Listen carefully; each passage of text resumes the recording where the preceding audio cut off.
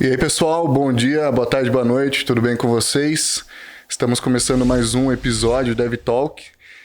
Tem ao meu lado o meu parceiro Bruno e hoje eu tenho um convidado especial, o Maurício Eloy. Vou passar a palavra para ele se apresentar um pouquinho, falar um pouquinho da carreira dele, de quem ele é aqui em Leme. Fique à vontade. Bom dia, boa tarde, boa noite, pessoal. Então, como o Matheus já deu uma breve introdução aí, eu sou o Maurício Eloy, natural de Leme, então assim como a empresa e os demais aqui na mesa, né? A minha carreira, a minha formação principal, eu sou matemático, trilhei a carreira ali com matemática, fiz mestrado em matemática, fiz pedagogia e na época que eu estava como na frente da educação. Aí fui para o ensino superior, fiquei alguns anos no ensino superior, lecionando as disciplinas dentro da cadeira da matemática ali, como estatística e probabilidade, entre outras. E quando eu fui inserido nesse mundo, os pesquisadores dali, eles utilizavam a linguagem de programação Python para resolver problemas de matemática aplicada e computacional. Foi quando eu voltei a programar, porque lá na minha adolescência eu fiz o técnico em informática, aqui na cidade de Leme mesmo, na ETEC. Foi meu primeiro contato com tecnologia. Era uma das minhas opções de carreira, mas por questões da vida ali acabei indo para matemática. Mas quando os planetas se alinharam, voltei para tecnologia, né? Então hoje sou cientista de dados, trabalho com inteligência artificial, machine learning, presto consultoria dentro dessa área. Sou entusiasta total da tecnologia, tanto é que é até engraçado. Quando eu comprei a minha Alexa, fiquei um tempo ali trocando ideia com ela, sabe? Eu acho que igual criança quando ganha um brinquedo novo, e quando é tecnologia ali, acho que é algo que me encanta e foi por isso que eu fiz essa migração de carreira aí. Então Legal. hoje eu estou dentro desse cenário aí da tecnologia, ciência de dados, inteligência artificial. Legal. Pô, tô aqui em desvantagem nessa conversa, cara. Duas pessoas de exatas aqui contra eu de humanas. Mas vamos lá. Hoje a gente vai sondar um pouco aí na conversa, um bate-papo sobre tecnologia e falar um pouco sobre ciências de dados, inteligência artificial. E a minha primeira pergunta para startar aí o bate-papo, Maurício, o que é a ciência de dados? Explica um pouquinho para nós. Tá. Basicamente, a ciência de dados ela é a intersecção de três grandes áreas, né? Uma área é a matemática e estatística, a outra área é o negócio ao qual o problema está inserido e a outra é a ciência da computação. Então, um cientista de dados, necessariamente, ele vai ter que ter habilidades nessas três grandes áreas. É óbvio que cada um tem uma habilidade maior em uma dessas áreas. No meu caso, a minha habilidade maior é dentro da matemática e estatística, né? Existem cientistas de dados que a habilidade maior, o pessoal que vem da ciência da computação, é a programação e assim por diante. Então, ela está na intersecção dessas três áreas. Mas para definir ciência de dados, acho que uma maneira bem simples que a gente pode fazer é do seguinte modo. Se a gente pegar ciência de dados, a gente tem ciência, tem dados na construção dessa grande área. Então, o que é ciência? Ciência é o desenvolvimento e solução de um problema através de um método. Então, necessariamente tem que ter um método. E aí tem um método e completando o campo como um todo, ciência de dados. Então, necessariamente a matéria-prima é o dado. Então, eu vou ter uma ciência que utiliza-se dos dados para solucionar problemas. Então, por que solucionar problemas? Voltando lá na explicação que eu dei sobre três grandes áreas, uma dessas áreas é o negócio. Então, o problema sai da expertise do negócio. Um exemplo, vamos resolver um problema dentro da área da saúde. Então, significa que eu tenho que ter um especialista da área da saúde no projeto. Então, os projetos, eles são interdisciplinares. Tem o especialista do problema ao qual a gente está resolvendo e tem o especialista em ciência de dados para solucionar os problemas. Eu acho que aí é Boa noite, né, Maurício? Bom, eu acho que aí é um ponto principal. Lá na faculdade a gente veio, me formei em ciência de computação, dados não são informações, né? A gente tem que pegar esses dados, criar conjuntos, estudá-los e criar informação. Esse é um ponto básico. Pensando por esse lado, qual é o maior desafio hoje que você enxerga na hora de extrair, na hora de estratificar esses dados? Porque a gente sabe que as empresas muitas vezes não estão preocupadas com sistemas ou lançar as informações de forma correta, simplesmente está preocupada, vamos registrar só uma nota fiscal e ok. Eles não têm uma dimensão, hoje a gente discutiu isso bastante num projeto que a gente está, que o empresário, às vezes, ele não tem a importância clara de por que aquela informação tem que estar registrada, que ela vai gerar novas informações ou aquele dado tem que ser registrado para que se gerem novas informações. Como que vocês têm tratado e qual é o desafio que se enxerga nessa área? Acho que o primeiro ponto que eu gostaria de abordar também é no comentário que você fez em relação do dado e informação. Acho que uma analogia bem simples que a gente pode fazer é petróleo. Petróleo é bom? É bom, Ótimo. mas aonde que ele está? Sim. Ele está subterrâneo, ele está parado lá. Ele lá, lá embaixo, ele não serve para nada. Então isso é o dado. Então, fazendo analogia, é o dado. Parado no banco de dados lá. Ele é o quê? É o petróleo bruto. Está parado. Né? Só que aí agora o que acontece? Uma empresa, uma refinaria vai lá, captura esse petróleo, refina ele e deixa isso de maneira disponibilizada num posto de gasolina, por exemplo. Então, isso agora eu tenho uma informação. Né? Eu pego esse dado, jogo uma informação que ela está lá no posto de gasolina e porventura está no tanque do seu veículo. Tá? Essa gasolina dentro do tanque do seu veículo, ela é válida? Muito. Mas ela está parada lá ainda. Você não utilizou ela ainda. Você não utilizou ela ainda. Isso é informação. Aí a gente sobra uma cadeia. O que acontece? Então, retomando, eu tenho dado, passo para a informação, um é mais importante que o outro, mas mais importante que isso é gerar conhecimento através dessa informação. Ou seja, quando você coloca o seu carro em movimento, aí sim, aquele petróleo bruto lá atrás, ele trouxe valor. Então, voltando à temática que o Bruno me fez aqui, muitas empresas estão preocupadas em ter o petróleo. Ou seja, ela tem o dado bruto, ela gasta milhões em nuvem para armazenar esses dados, mas muitas vezes elas nem sabem o que fazer com esse dado, porque está na moda. Cara, uma coisa que eu tenho visto muito hoje ainda, imagina, estamos no auge aí da transformação digital e muitas empresas não sabem que tem o petróleo. Ela não imagina, muitas vezes a gente chega na empresa e pergunta, por que você não vendeu esse mês? Porque o mês está fraco. Mas essa não é a resposta, existe um motivo atrás. Podemos pesquisar, vamos analisar os dados que você tem. Então, a hora que você começa aí, mas o petróleo teu tá lá. Então, eu acho que a interpretação dos dados, ela é crítica, porque você vai em algumas empresas por aí, você vê, sei lá, 15 dashboard, um monte de informação, um monte de gráfico. E aí você às vezes pergunta pro cara, tá, mas o que aquele número significa? Ele não tem, claro, essa informação ainda. Então, eu acho que esse desafio, não só do dado, ou como na informação, a interpretação é crítica. Ela é fundamental, que segue... educar as equipes, né? Educar as equipes. Eu acho que o ponto-chave é esse, né? Nós tivemos uma reunião essa semana, só cortando, com o time, entre o time técnico e o time nosso de analistas, né? E a gente estava nas 4 lideranças, e aí um dos pontos levantados foi, mas está acontecendo tal coisa. Então, falamos, tá bom, olha na lousa que está atrás de você. Tá mapeado isso. E como que a gente chegou nessa conclusão? Tá aqui a análise de informação que a gente fez. Então, com base em todas as OS, todos os tickets levantados, tá aqui toda a análise que a gente fez, tá claro. E eles não conseguiam enxergar que nós estávamos enxergando, por quê? Eles não sabiam como interpretar aquela informação. Quando a gente parou e explicou como interpretar, parece que, abriu a cabeça do cara. Mas é o que você está falando. Tinha o dado, nós geramos a informação, nós geramos um relatório, um dashboard. Mas não chegou no nível do conhecimento. Mas não chegou no nível do conhecimento. Quando nós paramos e explicamos como interpretar, deu clique. Então foi fantástica essa explicação sua. Fantástica. Cara, uma pergunta que muitas vezes é confundido isso. Qual a diferença que eu tenho entre ciência de dados e inteligência artificial? É a mesma coisa? Não é a mesma coisa. Um cientista de dados, ele pode trabalhar com inteligência artificial ou não. Então, se a gente for pensar aqui em teoria de conjuntos, entrando até um pouco na seara da matemática ali, sim, existe uma intersecção entre essas áreas, né? Assim como talvez você tenha essa dúvida também, inteligência artificial, machine learning, sim, redes neurais, deep learning, é a mesma coisa? Não é a mesma coisa. Então, cada um tem a sua nuance. Então, basicamente, ciência de dados, como eu recapitulei aqui, é uma metodologia, depois quem quiser pesquisar aí, tem uma metodologia clássica que chama modelo CRISP-DR.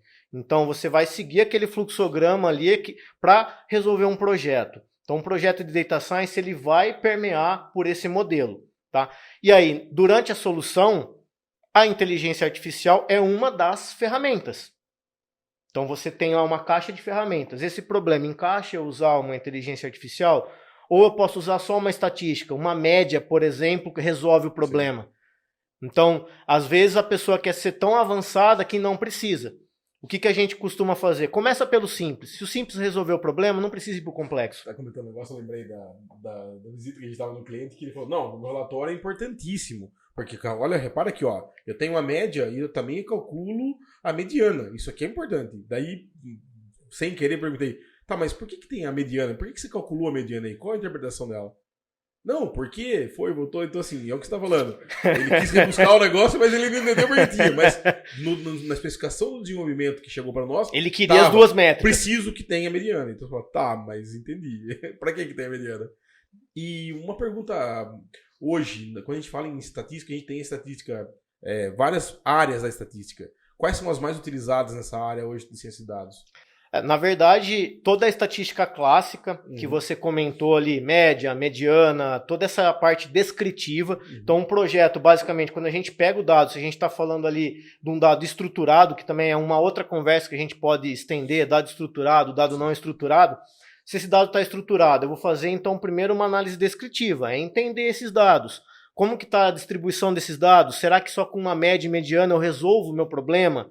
Então, média, mediana, moda, sim, toda aquela parte de regressão, dependendo do problema, a gente vai poder utilizar em estatística. E o que eu costumo... Frequência. Exato. O que eu costumo dizer é... Todo mundo que é da área de tecnologia é um eterno pesquisador. Então, você vai lá, você está codando, resolvendo um problema, está dando erro. Você vai consultar em algum lugar. Cada um tem um lugar de preferência. Normalmente, os devs vão para o Stack Overflow, que lá já tem um problema semelhante ao seu. Vai lá, ok. Só que, às vezes, ele esquece. Ele está querendo usar muita ferramenta e esquece da teoria. Às vezes, aquela ferramenta não serve para aquele problema. E como que ele sabe? Através da base teórica, sim, que é estatística, probabilidade, matemática. E quando a gente vai lá para redes neurais, por exemplo, que é um assunto avançado, é que o povo acha que é do dia de hoje, mas é lá da década de 40. É da década de 40. O primeiro neurônio matemático que criou é em 1943. Por que na época não utilizou? Porque não tinha poder computacional para rodar a ideia deles. Claro. Então, muito se peca na base teórica, querendo usar ferramentas que não são para resolver aquele problema. Aí a gente fala, o tempo é crucial, né? Talvez era a ideia certa no tempo errado, e às vezes você perde o time. Você tem uma puta ideia, a hora que você vai aplicar, perdeu. Hoje, quando a gente olha dados, quando a gente olha sistemas, a gente trabalha com RP, então a gente tem uma coleção de dados na mão infinita. E muitas vezes os dados estão lá, a gente tem alguns relatórios ou N ferramentas que o cara consegue estratificar isso daí, e ele não consegue interpretar. Do lado de vocês, quando vocês estão trabalhando, você está estratificando, está criando uma análise, vocês têm apoio de analistas de negócio, vocês têm apoio da área do negócio, assim, que tenha claro a regra do negócio em si, ou não? Vocês vão estruturando para depois entregar para que alguém vá e faça essa parte da análise mais do negócio em si? Como eu comentei, nas 3 grandes áreas que permeiam a ciência de dados. Não existe um projeto de ciência de dados se não tiver um problema de negócio. Então, aonde começa o projeto de ciência de dados? Começa com o problema de negócio. E quem tem o problema de negócio? O dono do negócio. Entendo. Então, é ele que tem que falar qual é o problema. Se eu não sei a pergunta, como eu vou obter a resposta? Então, eu tenho que partir da pergunta. E a pergunta vem do problema de negócio. Então, o começo e o final do projeto, obrigatoriamente, vai passar no dono do negócio. Então, ele vai elencar qual é o problema e ele vai ser, lá no final... o filtro final se aquela solução faz sentido. Um exemplo, você resolve um problema dentro da saúde, você pega lá, que nem aconteceu nos últimos tempos ali, uma rede neural profunda, Deep Learning, fazendo reconhecimento de raio-x para identificar a Covid. Tá? Beleza, os cientistas de dados, eu consigo criar a rede neural para fazer essa identificação? Consigo. Mas será que essa identificação é a melhor possível frente ao problema? Ou eu vou estar gerando um problema em cima do problema? Claro. O médico vai ter que avaliar se aquela solução que eu encontrei é viável para o problema. Claro, até porque ele é o especialista na interpretação do dado final. Você está entregando, por mais que um dado trabalhado, uma informação trabalhada, ela ainda é bruta. Alguém que tem lá que validar se o modelo está aplicado correto. Até porque no caso da Covid é mais grave, né? Como é que você ensina um algoritmo se você não tem ainda base para ensinar? Alguém tem que vir e falar, olha, essa interpretação do algoritmo aqui, ok, ela é válida, é um caso Covid, é bem complexo. Não é, você não vai no Google e pega lá bases de conhecimento pronto para aplicar no modelo. Né? E isso já dá até para a gente discutir um outro ponto, que é o quê? A inteligência artificial vai substituir a gente? Não, por que não? Porque eu não falei que começa com o humano e termina com o humano? Então nunca vai substituir. A gente sempre comenta, né? A gente estava numa palestra esse tempo atrás e eu comento um ponto que eu acredito muito. Por mais avançado que a gente fale em IA, por mais avançado que seja a interpretação de dados, deep learning, machine learning, tem um ponto básico. O computador não tem sentimento. Não tem consciência, né? Não tem ainda. Tem muita coisa que você analisa e não é uma resposta lógica. É uma resposta que ela não segue um grafo, uma árvore. Você tem que ter uma interpretação de sentimento ali. Então, por mais que... Quando o homem conseguir fazer com que o robô tenha sentimento e interpretação, que aí muitas vezes fala, putz, tive uma intuição. Não é uma intuição. Você teve um aprendizado por N aspectos que você passou, que você viveu e criou-se uma consciência não consciente dentro do teu cérebro que interpretou isso daí e te deu uma fala. Puta, parece que eu já vi isso daí. Não, não é que você já viu. Você teve experiências ou estímulos que na hora que você teve esse problema, você conseguiu interpretar e tomar uma decisão que ela não é lógica. Mas não é lógica talvez no modelo racional. Mas ela é lógica. Ela é lógica dentro do seu conhecimento. Então eu acho que é básico, não tem como substituir. Nessa temática que você levantou em relação a sentimento, eu vejo de dois modos. O modo que você explanou, perfeito. Tem a parte que a máquina... É ruim a máquina não ter sentimento, mas tem a parte que é boa. Qual é a parte boa? Algumas decisões do humano, ela é tomada... Na verdade, não algumas, todas. A gente tem sentimentos. Então, decisões que a gente toma, a gente está levando em consideração também o sentimento. Então, quando a máquina toma uma decisão, ela não leva em consideração o sentimento. Ela é puramente lógica. Verdade. Então, esse ponto é um viés que a gente está olhando para esse problema que, na verdade, é uma solução para determinados problemas. Né? Então, um exemplo que eu posso trazer aqui é julgamentos. Então, você pega um juiz, né? Às vezes, a pessoa ali que está passando pelo julgamento, esse juiz coloca-se na visão daquela pessoa e por conta do histórico de vida dela, ele vai tomar uma decisão que não é a melhor possível para aquele caso, por conta de que ele levou as suas experiências para o momento. Por mais que ele não deva fazer isso, mas não tem como. Sim. A gente vai levar sempre o sentimento para a solução de um problema nesse caso. Essa é a parte boa, mas também tem a parte ruim.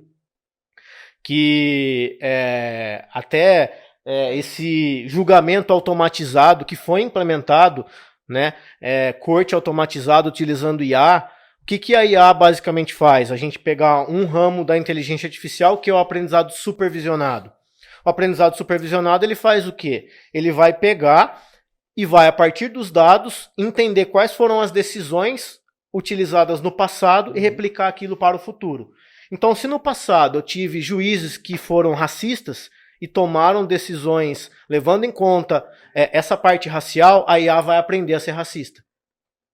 Então, isso também é um ponto que a gente deve levar em conta e que existe todo um comitê de ética para avaliar se um determinado modelo de machine learning ele está enviesado e levando em conta essas nuances. Isso no que é possível a gente fiscalizar, que tem coisas que a gente não consegue fiscalizar, porque é uma legislação nova.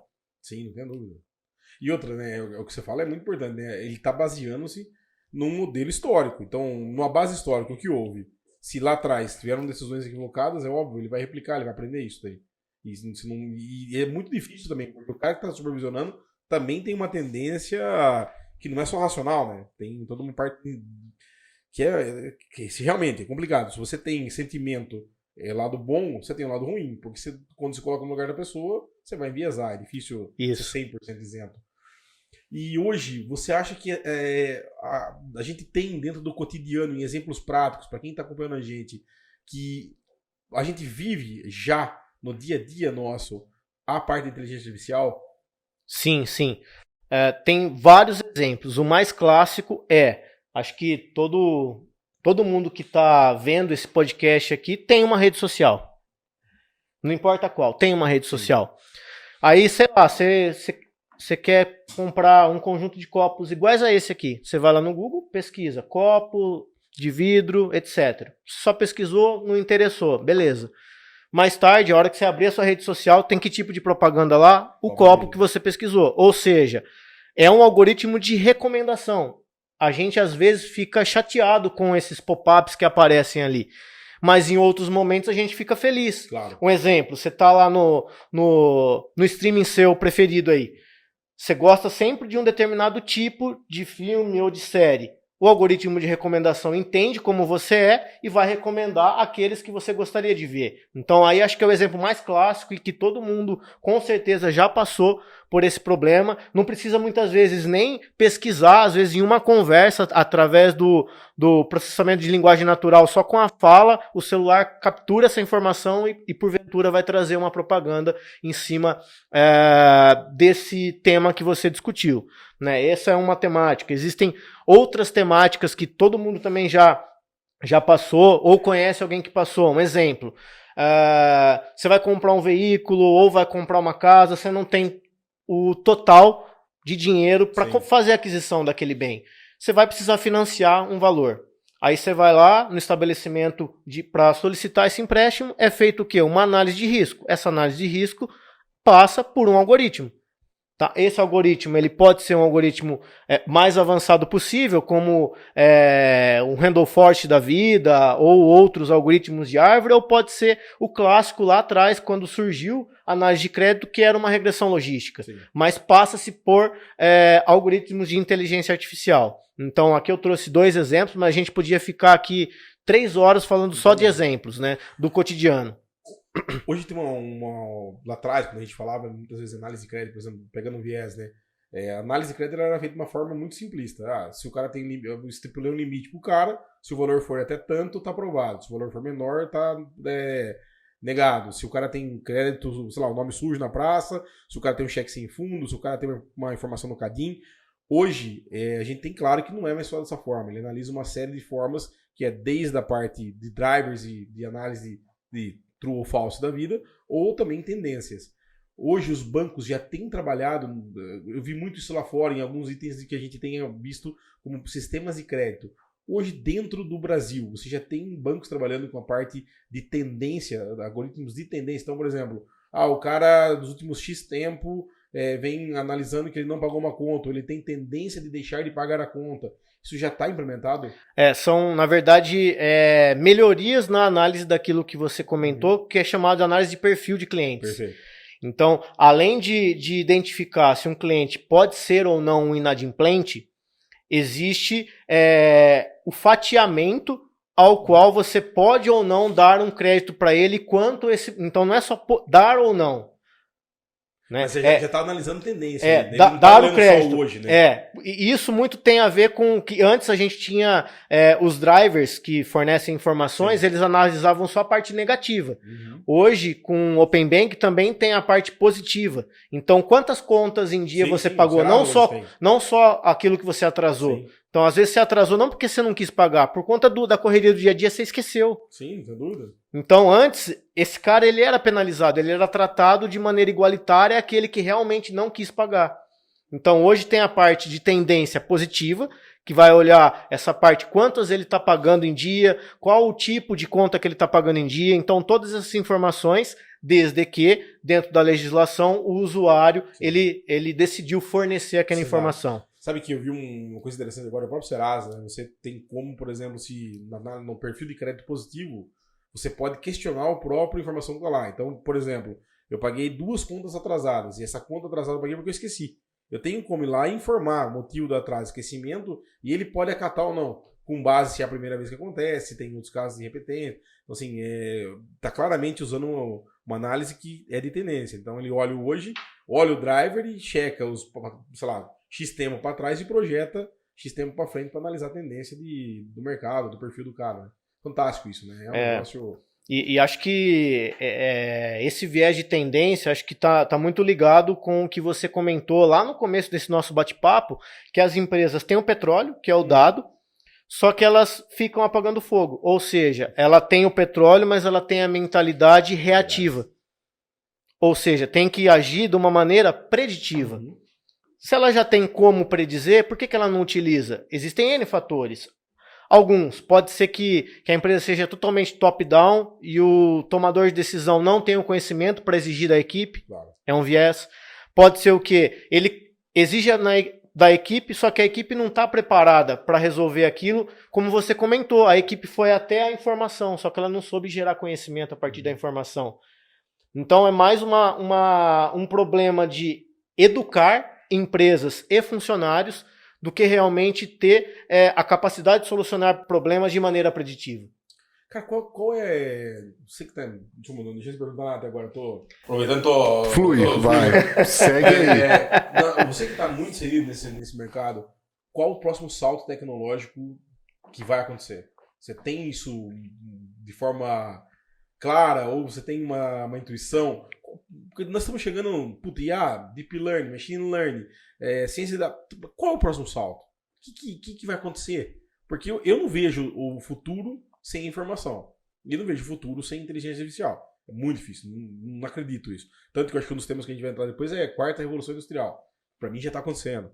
Então, qual é o próximo salto nessa área? Essa área, no meu ponto de vista, ela vai se adaptar às outras áreas. Então, exemplo, a gente chega com uma indústria 4.0. Então, essa área ela vai se adaptar a essa indústria 4.0. A gente chega com uma nova vertente de internet, que é a Web 3.0. Então, significa que essa área ela vai se adaptar a essa Web 3.0. A gente tem um cenário de meios de pagamento, que a gente já tem criptomoedas rodando ativamente, mas alguns países adotando como moeda principal, mas no longo prazo pode ser que não exista mais o dinheiro físico e tenha só moedas digitais. Então, IA, ciência de dados, elas vão estar inseridas nesses nichos que foram desenvolvidos. E, obviamente, com a evolução desse nicho, tende-se a evoluir novas metodologias e novas tecnologias, né? Como, por exemplo, os grandes players aí, as big techs, têm setores específicos e pesquisadores que ficam apenas pensando em novos algoritmos, né? Então, você pega lá a Google, por exemplo, tem um setor de pesquisa que descobre novos algoritmos. O último que eu vi, não aquela polêmica do engenheiro que falou que a IA tinha sentimento, mas o último que eu vi foi em relação à parte de tradução para idiomas que não são tão comuns, né? Então, criou-se uma rede neural profunda ali, um deep learning, que consegue fazer aquela tradução automática em vídeos para línguas que não são tão comuns. Então, por que apareceu isso? Porque antigamente não chegava o sinal de internet para povos de línguas não comuns. Hoje já chega. Se chega, então, paralelamente, essa tecnologia tem que evoluir também. Tem um amigo que tá indo pra Malásia agora e não fala inglês, não fala nada. E aí tava perguntando, eu falei, cara, e aí, como você vai se virar? Não, cara, Google. Você vê como faz totalmente sentido o que você tá falando, né? Criou, né? Eu acho que tudo isso, não só a inteligência artificial, mas a tecnologia em si, essa transformação digital, essa aceleração que a pandemia acabou causando, o mundo já estava vindo sem fronteira. E agora, realmente, o mundo não tem mais fronteira. Então, antes o cara tinha um medo, uma dificuldade de viajar pela língua, e ele não tem. Ele vai lá no Google, fala, traduz, tá tudo bem. E cada vez mais perfeito. Então, cara... E não só viajar, né? As pessoas que tinham um sonho, eu quero trabalhar na Europa. Sim. Hoje você pode trabalhar na Europa morando no Brasil. Não tenho dúvida. Então, realmente essa parte de limitação de fronteira com o digital, ela foi quebrada. Sim. Só que aí a gente também pode levar o papo para uma outra vertente, que é a parte social. Ao mesmo tempo que a gente quebra essa barreira, existem uma boa parte da sociedade que ainda vai ficar sendo excluída dessa evolução. Por conta de políticas públicas que, por vezes, não vão acompanhar e não vão educar esse povo para uma nova vertente mundial que já está existindo. Eu não vou falar que é daqui a um ano, não, já está agora. Já é agora. E o agora, a maior parte pegar os jovens aí, eles são usuários da tecnologia. Então, vou enfatizar de novo, eles são usuários. Verdade. E muitas vezes refém. Mas como que ele vai utilizar aquilo para o seu bem? Então, para ele utilizar aquilo para o seu bem, ele tem que ser educado aos meios tecnológicos. Um exemplo clássico foi, durante a pandemia, as aulas começaram a ser online. O jovem que é nativo digital, se a gente puder falar desse modo, ele é nativo digital, ele sofria com a aula online. Mas ele não é nativo digital? Ele já nasceu passando o dedinho já. Por que ele está sofrendo na aula digital se ele é nativo digital? Sim. Cara, aconteceu com meu filho. Meu filho tem 7 anos agora. E ele nunca teve dificuldade em pegar o tablet, ver, olhar, aprender, procurar. Cara, durante a pandemia ele teve aula quase um ano. Cara, ele tinha uma dificuldade em sentar na frente do computador e assistir 40, 50 minutos de aula enorme, assim, é um negócio absurdo. E aí você fala, mas, porra, você consegue fazer tanta coisa vendo o tablet, ou vendo o notebook, mas a aula ele não conseguia mudar o mindset dele. É um negócio, faz todo sentido. Ele era... e demorou, o tempo foi conseguindo, mas mesmo assim, não era um negócio nativo. Mas para acessar o, sei lá, o YouTube, para acessar um jogo, para jogar tem jogo que ele joga que eu não faço nem ideia como faz. Mas ele joga. E aí eu falo, porra, mas em inglês ainda. Falo, mas como? Não, é ali. Você fala, porra, mas a aula ele tem dificuldade. É um negócio impressionante isso daí mesmo. Que eu acho muito... Agora, se a gente levar para esse lado também da educação, que a gente comentou que muitas empresas elas precisam educar os seus funcionários. E a criança e o jovem de hoje é o funcionário de amanhã. Né? Até em outro podcast de vocês que eu vi sobre essa transição em educação digital, fala-se muito em educação por projeto. Então, por que o seu filho pode ser que ele não conseguia ficar os 40 minutos na aula ali, no digital, mas quando ele ia procurar coisas do interesse dele, ele ficava? Porque ele não via o propósito. Então, a partir do momento que você educa por projeto, que é o dia a dia, então hoje, eu não sei tudo, você não sabe tudo, ele não sabe tudo, né? O que acontece? Quando a gente tem uma dúvida, a gente vai e se concentra em aprender aquela dificuldade que você tem. Mas você foi por quê? Por conta da necessidade. Então, eu acho que é criar essa necessidade e mostrar que o futuro tecnológico não é o futuro, Sim. é o presente. Tem um cara que eu gosto muito, que eu leio bastante coisa sobre ele, que é o Alvin Toffler. Ele fala um negócio que é muito importante, né? O cara analfabeto, nesse século que a gente tá, é o cara que não consegue aprender, desaprender e voltar a aprender. Então, que é o tal do lifelong learning, né? O cara, ele não consegue. Ele aprendeu daquele jeito, ele não tem a capacidade de desconstruir aquele conceito, né? Então, isso é um processo que é complexo. Se ele não enxergar o objetivo, se ele não enxergar o porquê que ele tem que fazer aquilo lá, ele não vai. É impressionante. Parece que bloqueia de uma forma que tá na frente dele, mas não consegue enxergar. Agora, essa sensibilização que a gente tem que fazer, e não só nos filhos, na empresa, no cliente, é um desafio enorme. Tem coisa que às vezes a gente discute aqui, e eu discuto muito isso, que está muito próximo. Como eu explico e como eu transmito para o meu cliente a importância que é ter um sistema de gestão empresarial com informações corretas e não simplesmente ter informações. Como que a gente cria dentro desse cliente uma capacidade de interpretação dele para que ele enxergue aquilo como investimento, não como uma despesa? É difícil, eu não tenho resposta.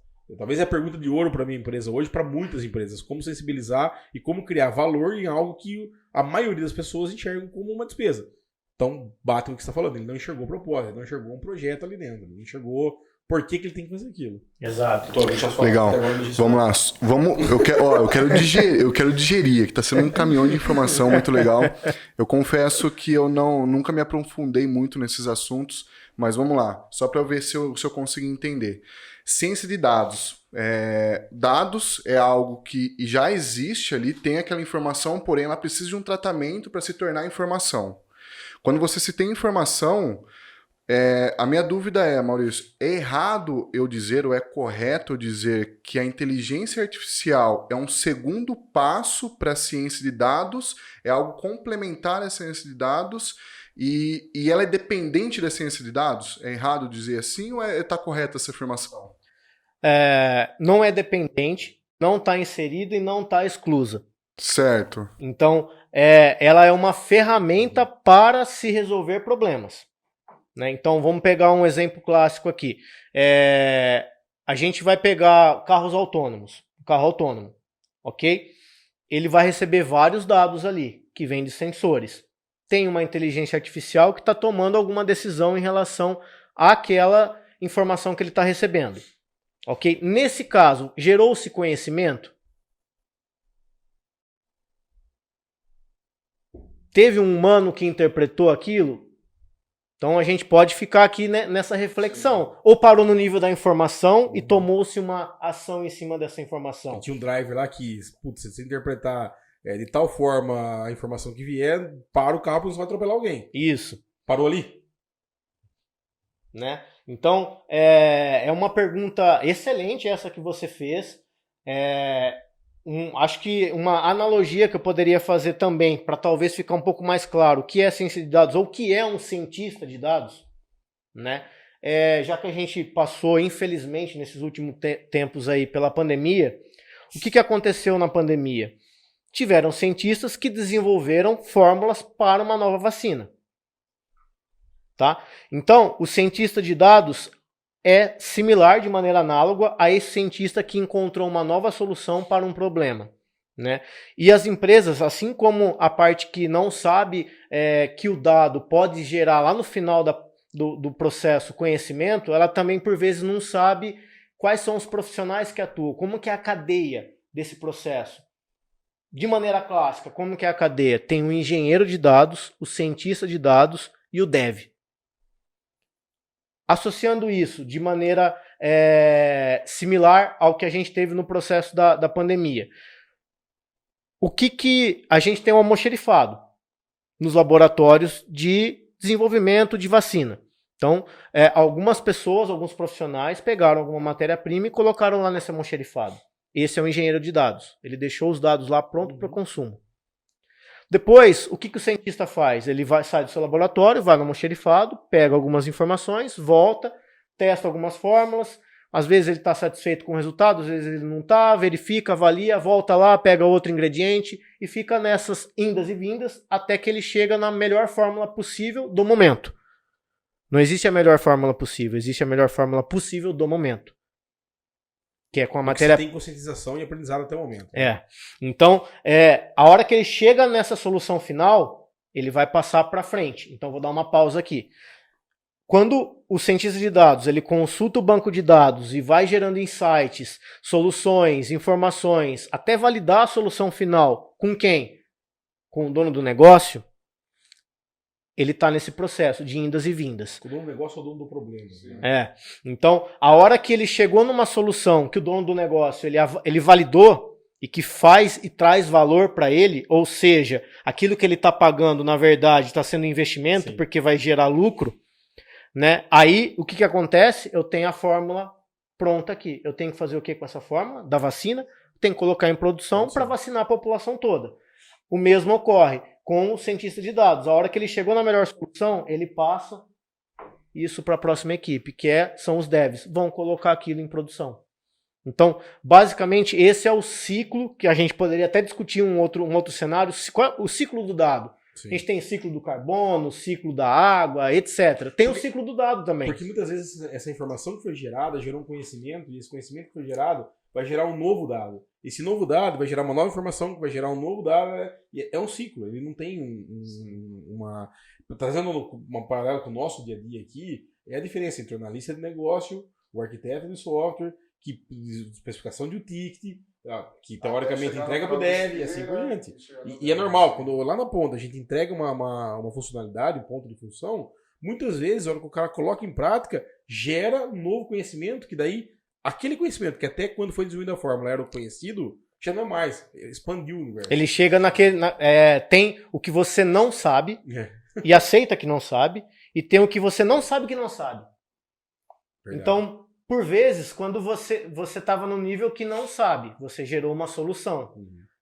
Aí pode ser que com essa solução você chegue em outro detalhe que agora você também não sabe, mas você não sabia que não sabia. Uhum. Agora você tem consciência que você não sabe, você vai procurar só... Fantástico, isso é fantástico. Mas, ó, é verdade mesmo isso. Desculpa até se for redundante essa dúvida, mas eu acho até legal reforçar isso. Existe inteligência artificial sem a ciência de dados? Na verdade, é como se a gente falasse da seguinte forma. Existe medicina sem um especialista em uma determinada área? Não. É a mesma situação. Tá? Mas só que o que acontece? Do mesmo modo que se a gente pega um plantonista, falando de medicina, que acho que fica claro para todo ouvinte ali, o plantonista, ele sabe resolver N problemas. ele pode ter uma especialização. Naquela especialização, ele sabe resolver problemas mais complexos ainda. Exato. Então, quando eu pego, existem cientistas de dados que eles sabem resolver todos os tipos de problema de maneira superficial, e dependendo do cenário que ele está inserido, do problema de negócio que ele está inserido, ele é especializado em um determinado problema. Então, se a gente pegar todos os cientistas de dados e desenvolvedores que a gente tem, por exemplo, na Tesla lá, em carros autônomos, o que vai acontecer? Eles são cientistas de dados, eles sabem resolver todos os problemas, como forecasting, previsão, regressão, análise de sentimentos, através de processamento de linguagem natural, mas o que eles mais sabem fazer é o quê? Visão computacional, porque os carros eles capturam através de câmeras, imagens, então eles sabem trabalhar muito e muito bem, de maneira excelente, com o quê? Com imagens. Então, existe o cara que ele tem 5 centímetros de tudo e tem aquele cara que tem 5 quilômetros de uma determinada área. Então, acho que essa é a discussão que talvez a gente pudesse colocar em cima desse ponto, né? Elas são intercambiáveis. Elas são intercambiáveis, complementares, podem ser trocadas. Elas podem ser usadas de forma isolada, mas não vai ter efeito.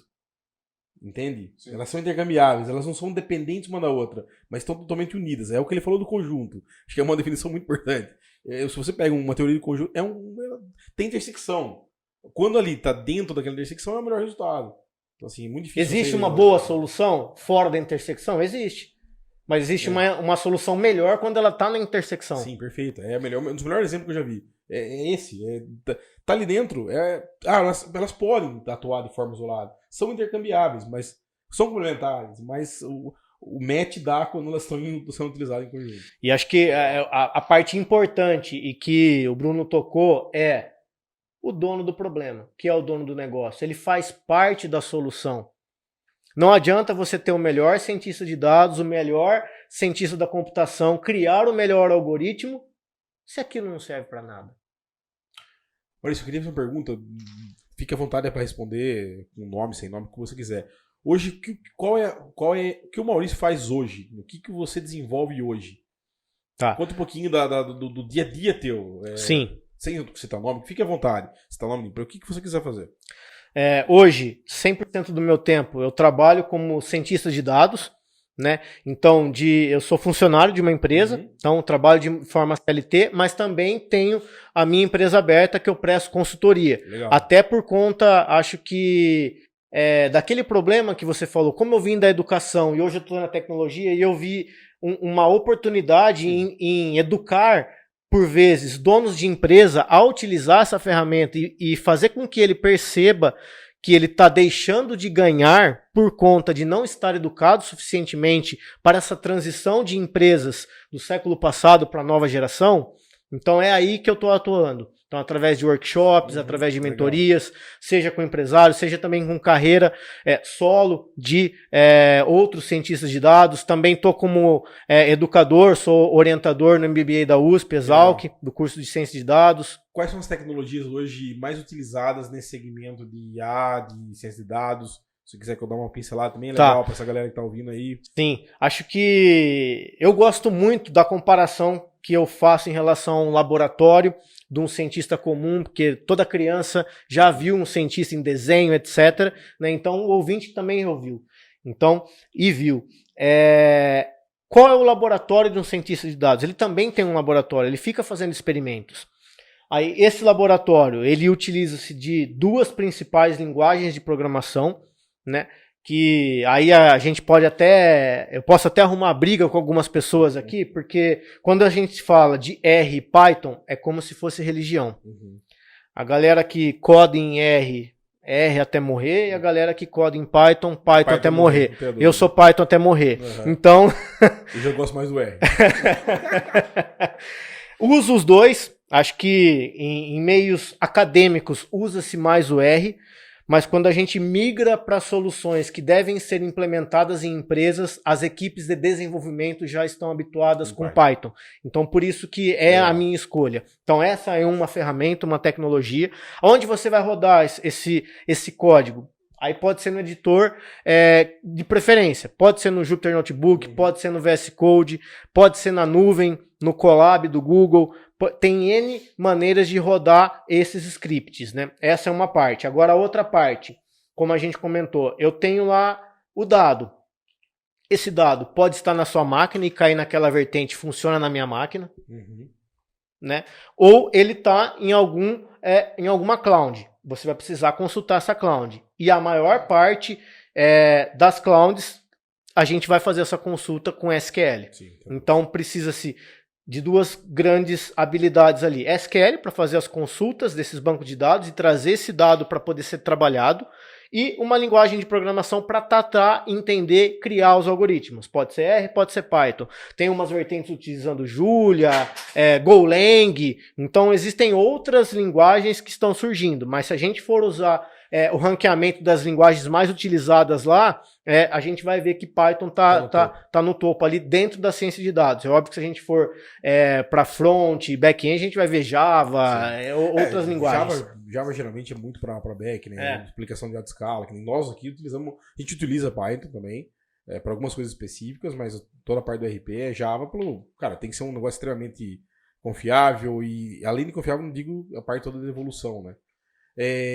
Hoje, eu até ia te comentar e perguntar, na linguagem R, eu tenho visto um esforço da Microsoft muito grande, através do Power BI, em tentar transformar o R cada vez mais natural para o cara que está desenvolvendo lá alguma coisa para análise dentro de um Power BI, que é uma ferramenta de BI e um Analytics free da Microsoft, que, modéstia à parte, devidas às proporções, é fantástica.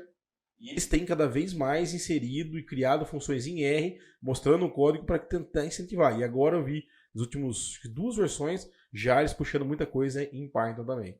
E não tem como viver, né? É difícil isso, né? Sim. Então, é que no final você comentou, eu já estava com a vírgula aqui, mas também dá para usar Python. Não, sim. É que assim, ó, lá atrás, hoje, na prática, assim, né?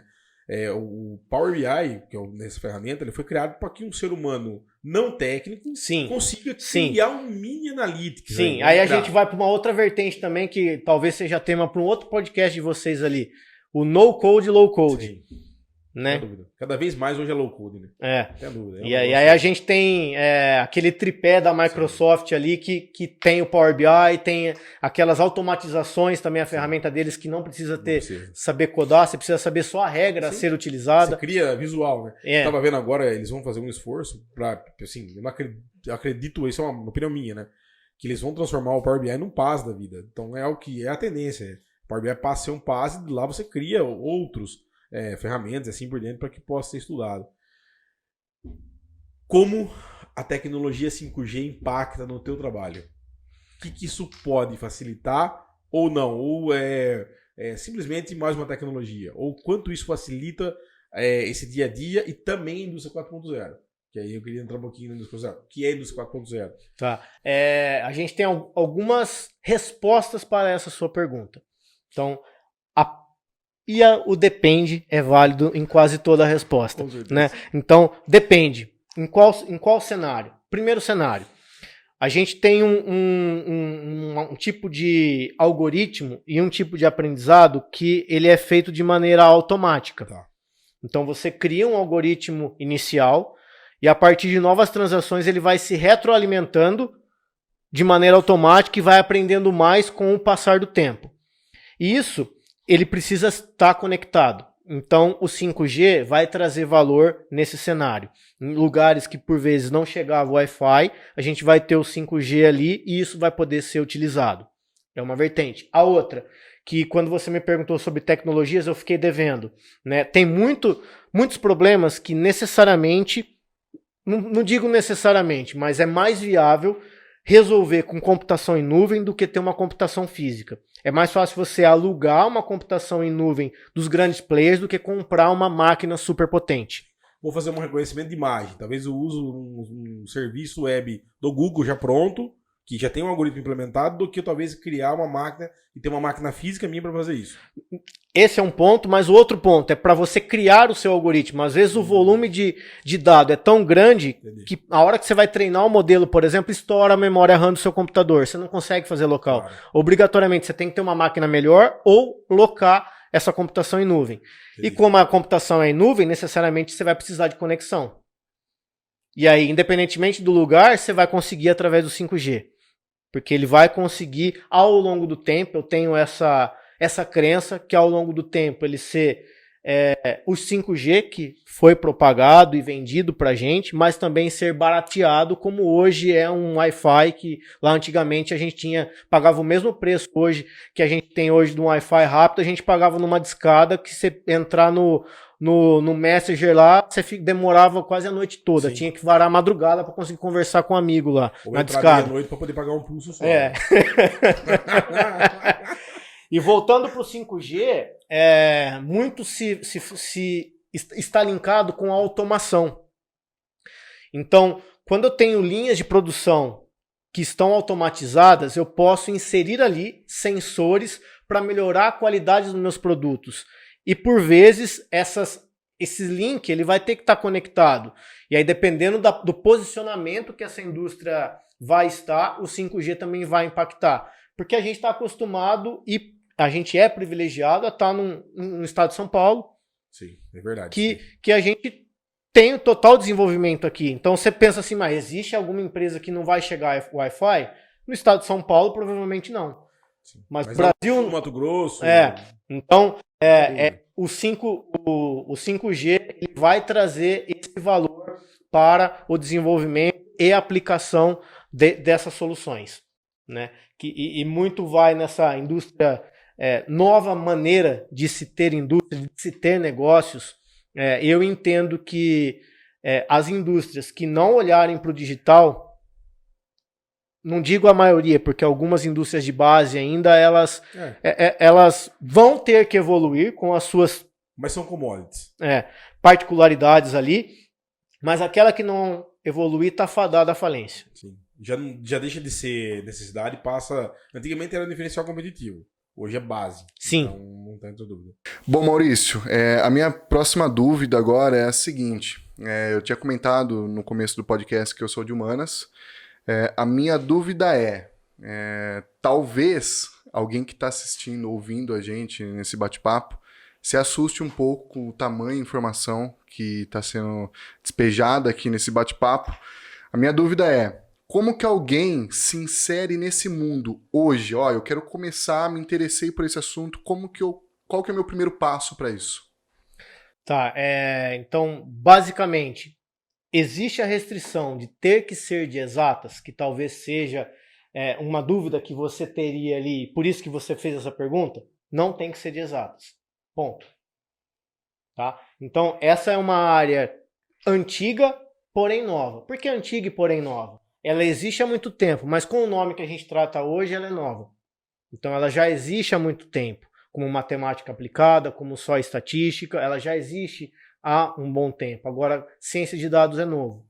O que todo mundo tem, independentemente se é de humanas, exatas, biológicas, é o pensamento analítico. O que é o pensamento analítico, para ficar claro? Você chegou em casa, você não tem empregada, você vai lavar a sua roupa. Você joga o cesto sujo ali na frente da máquina, o que você faz primeiro? Você vai avaliar. Você vai usar o pensamento analítico. Devo colocar roupas coloridas junto com as brancas? Não, vai dar problema. Então você está usando o pensamento analítico. Independentemente da área que você vier, você tem um pensamento analítico. Então, todo mundo tem a capacidade de entrar para a área. Aí, toda transição é dolorosa. Sim, com certeza. Né? Mas para o sucesso, a fênix tem que morrer para renascer. Né? Então, toda transição é dolorosa. Significa que, no começo, você vai ter que estudar coisas que você não tem habilidade. Eu também tive que estudar coisas que eu não tinha habilidade. Eu nunca tinha utilizado computação em nuvem. Tive que aprender. Foi doloroso? Foi. Hoje é fácil, é simples. Né? Quando eu tirei carta, eu ficava olhando para trocar a marcha. Hoje, eu troco a música, respondo no celular, não deveria, e troco a marcha ao mesmo tempo. É simples. Então, essa transição de carreira, basta a pessoa ter o brilho nos olhos. Trocar de carreira só por trocar e falar que é um cientista de dados, não vale a pena. Agora, você tem o brilho nos olhos para trocar de carreira, depois que você ouviu esse bate-papo nosso, que você fala, nossa, amei isso, deu o brilho nos olhos, vai em frente.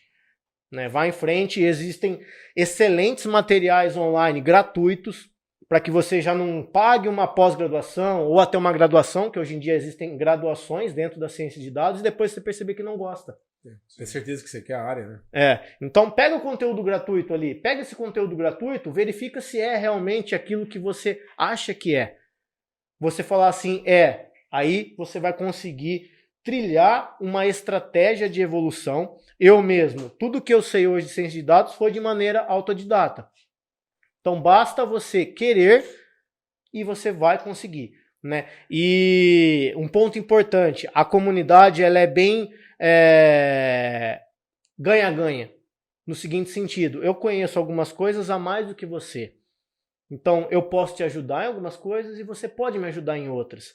Então, por exemplo, eu estou trabalhando através de uma análise de sentimentos em cima de um texto. Você da Humanas pode ser que consiga me ajudar em nuances que naquele texto eu não consigo perceber e nem poderia imaginar em trazer para o meu algoritmo aquilo.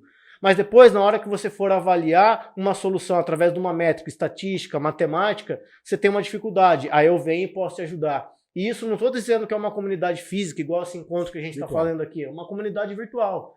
Então você consegue trilhar um caminho e entrar para a área, fazer essa transição, caso queira, de maneira virtual. Mas eu não posso dizer que não vai ser dolorosa. Depende muito do seu background. Com certeza. Maurício, bom, estamos caminhando para o fim. Eu acho que, infelizmente, deveríamos marcar uma nova data. É um tema que tem muita coisa para a gente aprofundar.